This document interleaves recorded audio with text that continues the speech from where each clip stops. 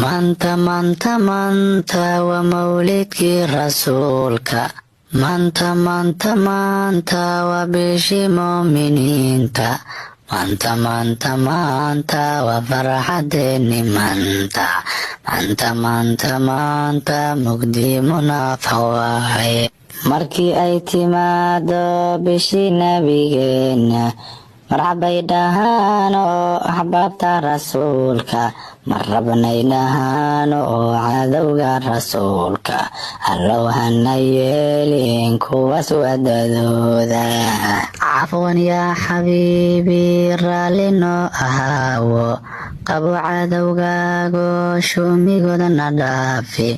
soomaali heshiisana rabbi uga tuugo, alfan maca alif. cafwan yaa xabiibi raalli noo ahaawo, qabo cadowgaago shumigooda na dhaafi. soomaali heshiisana rabbi uga tuugo, alfan maca alif. cafwan yaa xabiibi.